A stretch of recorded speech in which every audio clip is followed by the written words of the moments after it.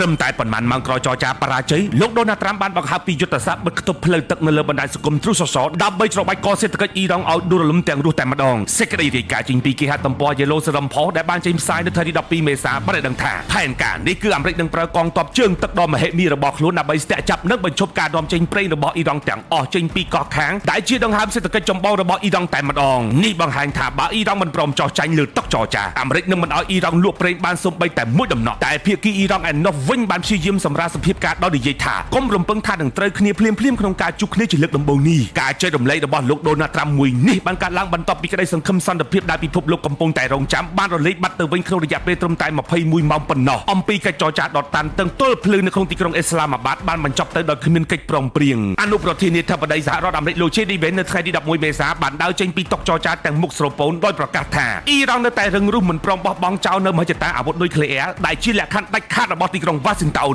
លោក JD Vance បន្ថែមទៀតថាការបរាជ័យនេះគឺជាដំណឹងអាក្រក់សម្រាប់អ៊ីរ៉ង់ខ្លាំងជាងសហរដ្ឋអាមេរិកក្រៅពីរឿងនុយក្លេអ៊ែរភាគីទាំងពីរនៅតែមិនចុះសម្រុងគ្នាលើរឿងច្រកសមុទ្រអូម៉ូសនិងសង្គ្រាមនៅប្រទេសលីបង់ដែលអ៊ីស្រាអែលកំពុងតែវាយប្រហារទៅលើក្រុមហេបូឡាចំណែកឯអ៊ីរ៉ង់វិញបានទាមទារឲ្យមានការបន្ធូរបន្ថយទណ្ឌកម្មការបញ្ចប់ជាអចិន្ត្រៃយ៍ចំពោះការទម្លាក់គ្រាប់បែកនិងការដកកងទ័ពអាមេរិកចេញពីតំបន់មជ្ឈិមបូព៌ា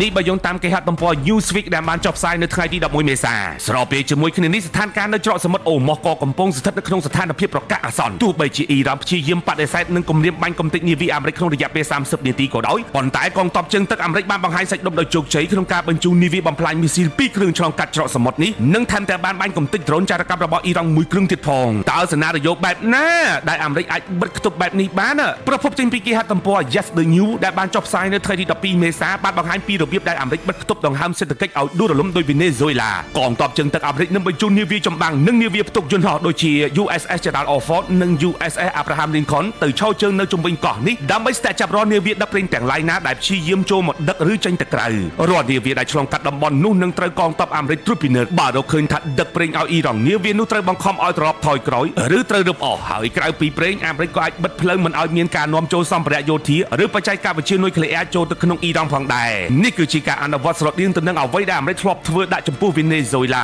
គុយបារហូតដល់ទុនសរសៃខ្នងដែលធ្វើឲ្យអ៊ីរ៉ង់ដាច់បាញ់មិនអាចលក់ប្រេងបានដែលជាប្រភពចំណូលតែមួយគត់សម្រាប់ចិញ្ចឹមកងទ័ពនិងរដ្ឋាភិបាលតែទោះជាយ៉ាងណាក៏ដោយអ្នកជំនាញបានព្រមានហានិភ័យនៃការផ្ទុះសង្គ្រាមឡើងវិញប្រសិនបើអាមេរិករឹបអស់នាវាអ៊ីរ៉ង់កងឆ្មាំបដិវត្តអ៊ីរ៉ង់អាចនឹងតបវិញដោយការបាញ់មីស៊ីចេញពីដីគោកឬប្រើដ្រូនអត្តឃាតវាយប្រហារនាវាចម្បាំងសហរដ្ឋអាមេរិកដែលនឹងធ្វើឲ្យបាត់ជប់បាញ់ត្រូវរលាយទាំងស្រុងមុនថ្ងៃផុតកំណត់22មេសាឥឡូវនេះអាមេរិកបានបង្ហាញយុទ្ធសាស្ត្រមកចំនួន2ដែលជាការគំរាមកំហែងអ៊ីរ៉ង់ដំបូងនោះគឺការកំទេចអរិយធម៌អ៊ីរ៉ង់ត្រឹមតែមួយយប់តែនៅពេលនេះអាមេរិកកំពុងតែបង្ហើបយុទ្ធសាស្ត្របិទគប់ផ្លូវសមុទ្រតែម្ដងមានសំណួរកើតឡើងតើសេណារីយ៉ូមួយនេះអាមេរិកអាចសម្រេចបានដែរឬទេ